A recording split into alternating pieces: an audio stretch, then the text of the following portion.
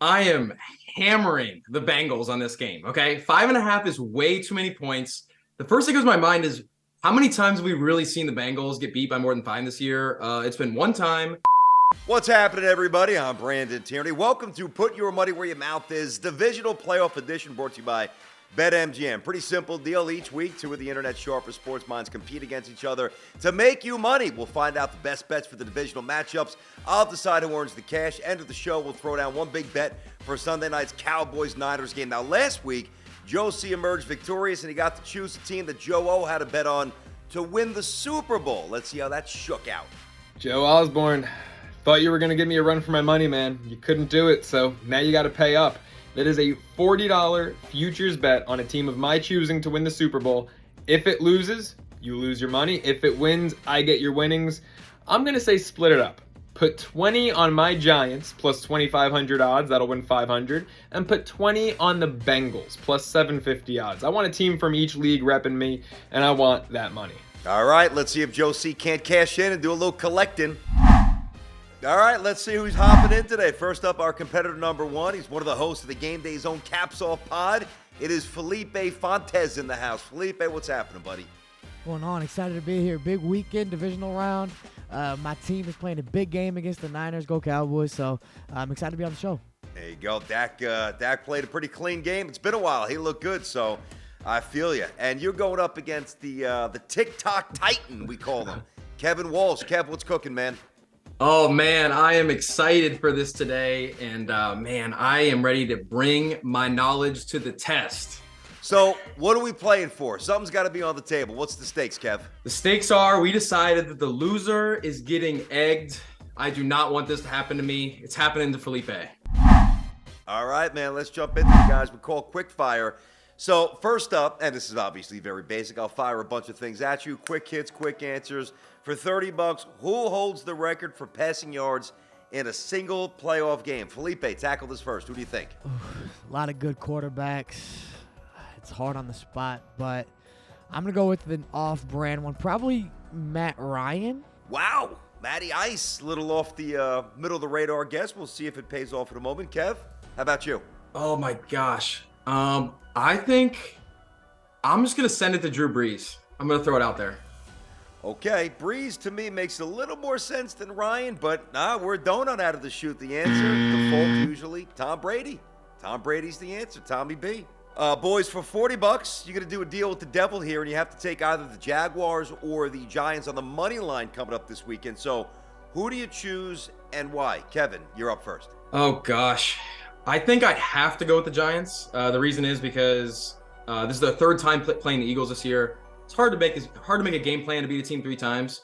And also NFC East battle. I mean, we know those games can be close. So I would say the Giants, especially if Daniel Jones can run the ball. All right, Kev, that's yours. Felipe, you're going to go the other way? You're going to roll what Kevin's doing. What do you have? Well, I'm not very confident in the Giants. I actually think they'll get blown out by the Eagles. It won't be close. And I don't love the Jags against the Chiefs, but I will have more confidence in them than the Giants. They showed a lot of strong stuff against the Chargers last week in that big comeback. I think they can keep it close in this game. And if one of those teams were to win, I would take the Jaguars. You know what? I'm going to give you a 40 spot on that. I'm kind of feeling the Jaguars of the two a little bit more myself. It's a little bit overstated. If you actually look at the merger since 1969, 1970, there's 23 total situations where a team was going for the clean 3 sweep. And actually, it's only 14-9, but more recently, it's actually 4 apiece. So it's just basically the same probability that you lose that third game than you do win. That's a bit overstated. So, Felipe, we're going to give you a 40 spot. All right, next up, guys, how about this? Now for 50, so the odds get a little higher. Tell me which team has the longest current playoff drought. Not even in terms of wins, just getting there. Felipe, let's go back to you again. How about you? I'm going to go Lions. Lions, all right. Never a bad guess when it comes to futility. Kevin, how about you? First gut instinct, I'm going New York Jets. New York Jets. I feel like it's been a long time. It has been. Trust me, and somebody who's lived it, it has been 12 years. Oh, my God, 12 years since they've even made a playoff game. So pathetic. Yeah, we got a 50 spot right there. It is the New York Jets. Nice job, Kev. All right, guys, for $60, which number's higher? The number of touchdowns Brock Purdy scored last week, or, and how rough was this to watch, the number of extra points Brett Maher missed. Kevin. I'm going to go Brett Maher. Brett Maher, I think, was more. Okay, so Brett Maher for Kevin. Felipe, what's the higher number? Purdy touchdowns last week or Maher misses? Well, Brett missed a lot of extra points last week. I think more than Purdy touchdowns. So I'm gonna take Maher field goals or extra points missed. Okay, boy, that was rough. I mean, talk about a complete mental disintegration. But actually, they're equal. So Purdy had 4 touchdowns. Maher missed 4, so no blood on that. All right, guys, next up we call Did They Know? This is always fun because you never know what you're getting. So we went to a Bills tailgate. We saddled up to a couple of diehard Bills fans, want to get a sense of their history of their Buffalo franchise. Now, this isn't whether or not you know the answer to the trivia question. This is you looking at them, and based on the optics, the presentation, how many beers you think they may have sucked down. For $40, we want to know if you actually think that they got the question right. So that's how it goes. First up, let's meet Peyton. Hey, my name is Peyton. I've been a Bills fan for about 12 years now. My favorite memory is us finally winning the AFC East. All right, so not exactly the longest lease on Bills fandom, just a little more than a decade. I wonder why there was, I don't know, he doesn't look to be 12 years old, but 12 years he's been pulling for those Bills. So we asked Peyton this question.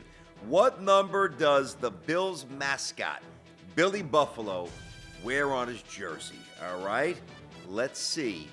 Felipe, you think he knows the answer? You know, I don't know. I mean, 12 years to be a fan, it's not the longest, but it's long enough to know a bit about your team. But I don't know if he knows the number on the mascot's jersey. That's kind of, I don't know how niche that is for a fan to know. So I'm going to say he doesn't know that. Yeah, that's probably a pretty sensible way to look at it. I don't think he has a, I mean, I'm just guessing. It's probably some innocuous number, 00, 1. I don't think it's going to be like, 23 or actually player specific. But I don't know. I don't know how dialed in that guy is. That's my instincts as well. Kevin, how about you? Do you think he knows it? I'm going to say that he knows it. I was a little nervous about him only wearing a Bills jersey. Felt like the non-Bills hat was a little bit of a red flag. But I think the number could be easy. Like you said, it could be a simple number, and I could see him knowing it. This could also be a trick question. Let's see what Peyton's all about. Let's test his savviness. I want to say 00, but I'm BB. All right, guys, he fell for the trick. He took the carrot there, or at least he tried to. Did not get it right. So, Felipe, $40 in your pocket, Felipe. Nicely done. All right, let's keep it moving. Let's see, Mitch and Bobby. Sounds like a canceled sitcom from 1991. Let's see what these guys are up to. What's up, baby?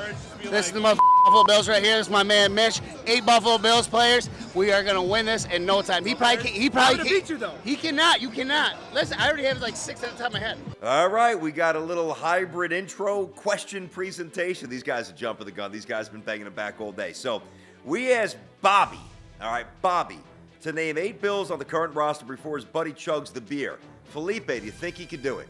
I think he can name 8 Bills players, but not before his friend chugs the beer. I think his friend can really throw it back, especially since they've been drinking already. So I'm going to say no. Not before the beer is done. Kevin, how about you? I'm going to put my belief in him to be able to do it. I noticed all the pins there. They seemed like pretty dedicated fans. I think that they'll get the 8, even though they do seem pretty drunk. All right, this should be interesting. Go ahead. Tell me ready. Ready? Down, okay. up, down, Jim Kelly, Thurman Thomas, Bruce Smith, Tremaine Edmonds, Matt Milano, Micah Hyde, Jordan Pryor, and goddamn Stephon Diggs. Well, he's been done. He's been done. Dude, he's quick. Dude, he's a big boy. Wow. Okay. Hopefully these guys Ubered home. Whoa. So you heard 3 legends. You heard a couple of present players. And the bottom line is he did not get it. So Felipe, you win. You did not have the ultimate faith. So $40 to Felipe. Kevin, you thought that they would get it. They did not. Felipe takes it. I am struggling. All right, little scoreboard update. Felipe, $120. Kevin, you got a little work to do here, buddies. We jump into best pickup line. This is actually really simple, but a lot of fun. 3 of the matchups this weekend. We will give you a chance to dissect it. Pick something you like, a bet, whatever, something wacky, a prop, whatever you think. And then based on what I hear that I think could work or that I like, I'll assign $50. So you ready to blast through this? Let's do it. All right, so Felipe first. Jaguars plus 8.5. Big number at Arrowhead against the Chiefs. Give us something, Felipe. What do you see? 'This is a tough game. I think the Chiefs can outscore anybody, but I think the Jags can hang in this one. Like I said before, they're a better underdog for me than the Giants are against the Eagles. So I'm going to keep that same energy. I'm going to take the Jags plus 8.5 here. I don't think they get blown out. They know how to play. They're coming off a week last week where they came back from down 27 to win. Trevor Lawrence looks like a baller. I'm going to take the Jaguars to cover 8.5. All right, Kev. The first thing that comes to my mind in this matchup, we got Andy Reid against Doug Peterson. That is so exciting, and we know that the Chiefs and the Jags both struggle at red zone defense right now, and we got two of the best red zone offensive play callers here. I like the trickery that both Andy Reid and Doug Peterson can bring to the table. Give me the over on the game. I'm gonna take the over, a lot of touchdowns. The over. You know, it's funny because the Chargers just malfunctioned. They're up 27 points. They forgot to run. I mean, they just made a litany of mistakes here. Certainly credit the Jaguars for coming through and making plays, but I say that because Andy Reid and Kansas City's coaching staff is not going to be that awful. So the window to come back or play such a competitive game will not be there like it was with LA. Having said that, you know, I don't think the Jaguars get blown out. I think that's a very high number. It's almost double figures. I mean, Trevor Lawrence is looking the part. Their defense has energy. They are well coached. You know, I'm going to give you each $50 here because I do think the Jags keep it within 8.5, and I also like the over. So 50 for Felipe and 50 for Kevin. All right, Kevin, you're up. Giants, 7 and a hook in Philly. Go ahead, Kevin. Although I do think that the Giants have a better chance of keeping it closer than the Jaguars, the bet I'm initially eyeing here, Eagles minus 7.5. It scares me a little bit just because that spread is tough. With 7.5, not getting that touchdown as a push, but Jalen Hurts, he's healthy again. And also, as I said earlier, I think it can be good to play a team. I actually do think it can be good to play a team a third time. And the Eagles, people have been sleeping on them all year. I think that they find a way to win no matter what, especially when Jalen Hurts is playing. I believe that the Eagles will cover the 7.5. Gotcha. Okay, I got you. I'm kind of feeling the same thing. Felipe, you got something different? I think the Giants are going to get absolutely destroyed in this game. It's not going to be close. The Giants are feeling themselves after a big win against the Vikings, but we knew the Vikings were frauds.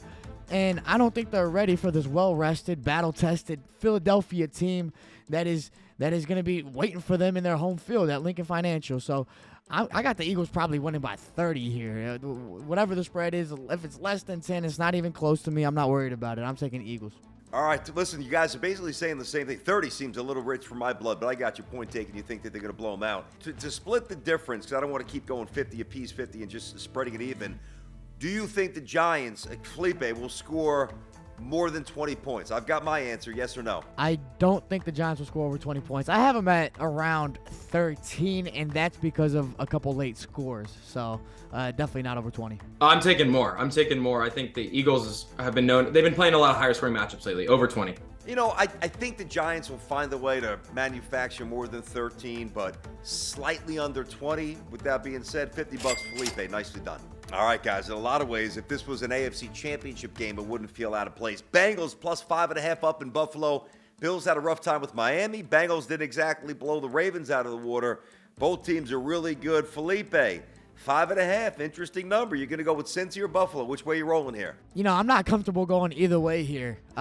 We didn't get to see the full matchup last time. Both offenses extremely potent. They both can score. But I'm not really comfortable. If I had to pick a team that I'm more comfortable with in taking, it's the Bills. But where I'm throwing my money at is the over. I believe it's 48 and a half. And I feel confident in that. I think both these teams can score.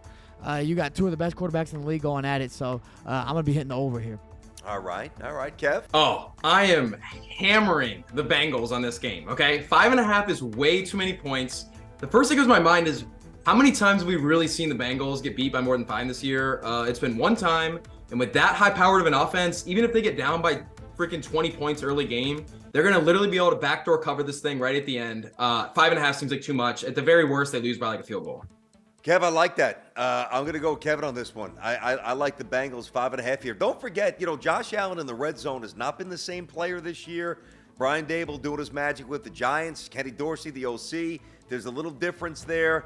Cincy, I think that's the play. Kevin, you got a 50 spot. There we go. This is it. We called the big one. Felipe, you're up 220. Kevin, a little work to do with 150. We're talking Niners and Cowboys. Niners minus 3.5 at home. A lot of people think that they are going to moonwalk their way to the Super Bowl. We shall see. Here's how it goes. Take your bankroll. One big bet for the big aforementioned game, Cowboys-Niners. And whichever way you spin it, whoever has the most money left on Monday morning wins. So, Felipe, you're leading right now. Set the tone. What are you doing? Big one. I'm throwing all my money, everything I have right now on the Cowboys. I'm super confident in them. Yes, they're 3.5-point underdogs, but I don't even care about the spread. I think they can win this thing outright. Dak Prescott is coming off an extremely hot game, best game of his career, honestly.